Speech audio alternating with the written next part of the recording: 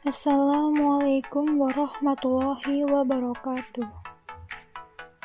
Perkenalkan, kami dari kelompok 8 Bahasa Indonesia yang beranggotakan 1. Sylvia Rahmawati dengan NIM 255231014. Yang kedua, Roshidah Uswa Hasanah NIM 255231015. Yang ketiga, Arseha Chandra Ning Lutfi NIM 255231026. Yang keempat, Armida Sari Lubis NIM 255231031. Dan yang terakhir adalah Sari Asih 255231034. Di sini kami akan memberikan informasi kepada teman-teman semuanya tentang komunikasi formal.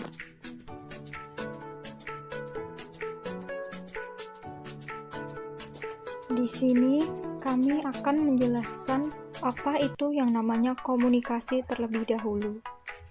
Komunikasi adalah suatu proses penyampaian informasi, perintah, dan arahan dari satu orang ke orang lain, baik secara tertulis dan tak tertulis.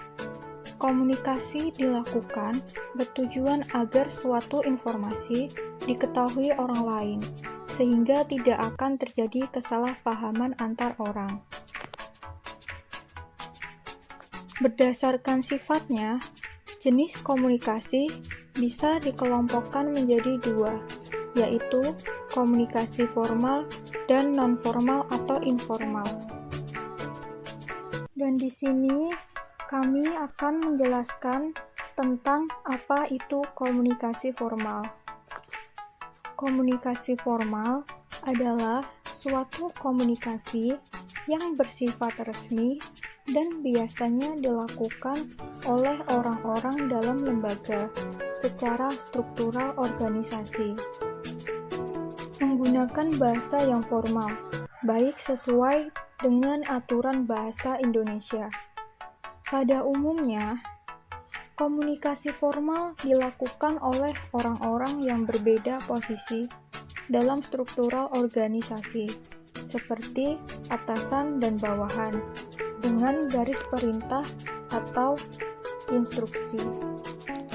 Suatu komunikasi juga dapat dikatakan formal ketika komunikasi antara dua orang atau lebih yang ada pada suatu organisasi dilakukan berdasarkan prinsip-prinsip dan struktur organisasi. Komunikasi formal berlangsung dalam tatapan organisasi yang terstruktur. Komunikasi formal menjadi bagian penting dalam sebuah instansi dan organisasi resmi. Komunikasi ini merupakan komunikasi yang biasa dijalin antara atasan dan bawahan ataupun sebaliknya. Komunikasi sendiri dibangun sebagai upaya untuk menjadikan kinerja antara bagian dari organisasi menjadi efektif. Seringkali kesalahan komunikasi dapat menyebabkan masalah krusial bagi tatanan atau jalannya kepentingan di dalam sebuah instansi, sebagaimana contoh komunikasi tidak efektif. Di sini kami akan memberikan contoh dari komunikasi formal. Yang pertama yaitu komunikasi yang berlangsung antara staf atau bawahan dengan atasan maupun bos di dalam organisasi atau perusahaan. Yang kedua, yaitu komunikasi nonverbal, seperti email, dari satu organisasi kepada organisasi lain juga harus menggunakan komunikasi formal dan bahasa yang formal. Dan yang ketiga, komunikasi yang digunakan saat pertemuan resmi dan meeting berlangsung. Komunikasi formal juga memiliki sebuah sifat, yaitu komunikasi formal yang berdasar pada sistem organisasi, menjadikan komunikasi formal menjadi bersifat struktural. Artinya, bahwa pola komunikasi formal dalam organisasi harus berjalan sesuai dengan strukturnya dan harus dijalankan atau dijaga dengan baik. Seperti orang yang memiliki posisi tinggi di dalam organisasi, harus dihormati atau diperlakukan secara formal. Oleh sebab itu, setiap komunikasi yang berlangsung juga harus dengan komunikasi formal. Ciri komunikasi formal yang pertama mengandung unsur-unsur kalimat dalam bahasa Indonesia. Yang kedua, menggunakan kata baku. Yang ketiga, berisi suatu gagasan yang utuh. Komunikasi formal juga memiliki sebuah kelebihan, yaitu lebih sopan, berwibawa, dan lebih eksekutif. Kekurangannya yaitu tidak bisa santai, terpaku dengan kata baku, dan terkesan kaku. Berikut ini merupakan 10 keterbatasan dalam komunikasi formal. Yang pertama, keterbatasan untuk masuk ke dalam proses. Komunikasi formal memberikan batasan terutama kepada para karyawan dan staf yang berada pada bagian terbawah dari struktur organisasi instansi sebagaimana proses komunikasi dalam organisasi. Keterbatasan ini berupa pembatasan terhadap masuknya mereka ke dalam proses pengambilan keputusan. Yang kedua, banyak jalur yang harus dilalui. Dalam sebuah instansi, tentunya komunikasi dijalin intensif hanya antar sesama bagian. Dalam komunikasi formal, untuk dapat melakukannya, kita harus melewati beberapa jalur. Misalnya, untuk bertemu dengan direktur dalam rangka menyerahkan laporan, maka kita harus menghadap kepada kepala bagian terlebih dahulu sebagaimana komunikasi organisasi. Yang ketiga, alur pemberian gagasan yang rumit. Pembatasan dalam komunikasi formal juga terletak pada pemberian gagasan yang rumit, di mana untuk menyalurkan ide membutuhkan forum yang khusus. Yang keempat, distorsi pesan. Adanya keterbatasan dalam komunikasi formal tentu dapat menyebabkan terjadinya distorsi pesan, di mana setiap pesan yang mengalir dari atas maupun bawah memungkinkan adanya perubahan terhadap pesan aslinya.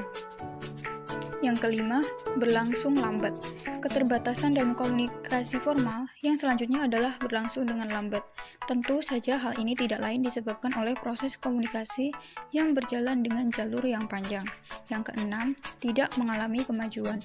Komunikasi formal cenderung tidak mengalami kemajuan dan hanya begitu-begitu saja. Tentu saja, hal ini menjadikan bentuk keterbatasan tersendiri sebagai penyebab terjadinya konflik dalam komunikasi. Yang ketujuh, adanya perasaan canggung. Secara umum, komunikasi terjalin dari hubungan manusia dengan manusia lain. Dalam lingkup komunikasi formal, maka komunikasi berjalan antara bawahan dan atasan ataupun sebaliknya. Pastinya, dalam komunikasi ini seringkali terdapat perasaan canggung yang lebih disebabkan karena adanya batasan atau juga perbedaan rentang jabatan. Yang kedelapan, penggunaan bahasa formal. Dalam komunikasi formal, bahasa yang digunakan juga tentu cenderung merupakan bahasa formal sebagai penyebab keberhasilan dalam komunikasi. Sehingga, bagi Anda yang terbiasa menggunakan bahasa non-formal atau juga bahasa daerah, pasti akan mengalami sebuah kendala. Yang kesembilan, batasan dalam struktur organisasi. Dalam komunikasi formal, seringkali kita mengalami batasan terutama disebabkan oleh adanya struktur dalam organisasi. Terlebih lagi, komunikasi ke atas yang biasa dilakukan oleh karyawan kepada atasan juga cenderung sangat jarang dilakukan. Yang terakhir yaitu komunikasi ke atas. Komunikasi formal merupakan komunikasi yang terjadi di lingkungan yang formal, yakni lingkungan kerja. Semakin besar instansi atau perusahaan yang ditempati, maka komunikasi akan berjalan semakin formal, sebab hal ini termasuk bagian dalam tindakan disiplin yang harus dilakukan oleh setiap karyawan.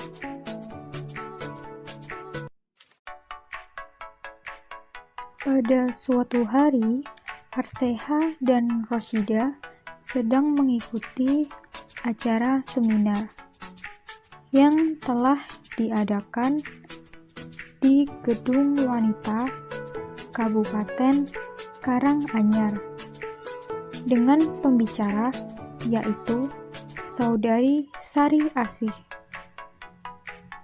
Hari itu telah tiba. Sebenarnya, Sari merasa tidak terlalu percaya diri, karena itu merupakan pertama kalinya dia harus mengisi sebuah acara seminar. Sudah masuk acara inti, Sari kemudian masuk ke atas panggung dan langsung mengambil alih acaranya dengan mengisi sebuah materi tentang manajemen. Assalamualaikum warahmatullahi wabarakatuh. Saya Sari, di sini saya akan sedikit menjelaskan mengenai manajemen. Baik, langsung saya mulai. Manajemen berasal dari bahasa Italia, yaitu managere yang artinya mengendalikan. Bahasa Prancis mengadopsi kata dari bahasa Inggris menjadi manajemen yang artinya seni melaksanakan dan mengatur. Kata kunci dari manajemen dapat dilaksanakan secara efektif dan efisien. Manajemen dibagi menjadi dua, manajemen sebagai ilmu dan manajemen sebagai seni. Cukup itu materi yang saya sampaikan. Apabila ada kekurangan, mohon maaf. Terima kasih atas perhatiannya. Apa ada yang ingin ditanyakan?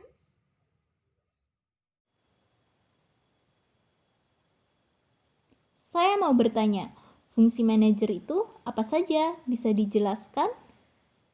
Baik, saya akan langsung menjawab pertanyaan dari saudari Arsea yang telah diajukan mengenai fungsi manajemen. Fungsi manajemen antara lain yang pertama ada fungsi perencanaan, yang kedua ada fungsi pengorganisasian, yang ketiga ada fungsi pengarahan, yang keempat ada fungsi koordinasi, yang kelima ada fungsi pengawasan, yang keenam ada fungsi evaluasi. Bisa. Terima kasih atas jawabannya. Ada yang ingin ditanyakan lagi? Saya ingin bertanya tentang tingkatan manajemen itu seperti apa saja. Bisa tolong dijelaskan? Baik, manajemen dibagi menjadi tiga. Yang pertama manajemen puncak, yang kedua manajemen menengah, yang ketiga manajemen lini pertama. Bisa dipahami saudari Roshida? Bisa. Terima kasih atas jawaban yang telah disampaikan. Ada yang ingin ditanyakan lagi? Tidak. Tidak. Kalau tidak ada yang ingin bertanya lagi, saya tutup sesi tanya jawab. Terima kasih atas perhatiannya. Wassalamualaikum warahmatullahi wabarakatuh. Setelah ini, ada pesan-kesan yang mungkin ingin disampaikan tentang materi yang telah disampaikan.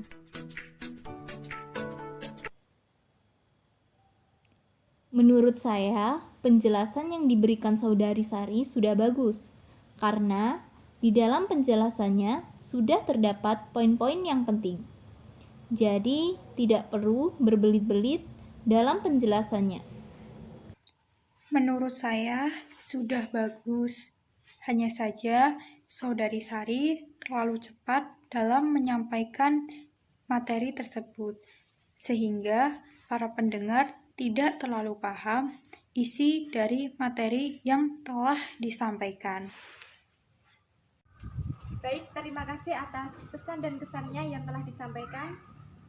Pesan saya mengucapkan terima kasih atas partisipasinya. Sedangkan pesan saya akan berusaha lebih baik lagi dalam memaparkan materinya. Meskipun Sari tidak terlalu percaya diri, namun acara seminar tersebut dapat berjalan dengan lancar, tanpa ada suatu hambatan sekalipun. Terima kasih sudah melihat dari kelompok kami. Kurang lebihnya mohon maaf. Wassalamualaikum warahmatullahi wabarakatuh.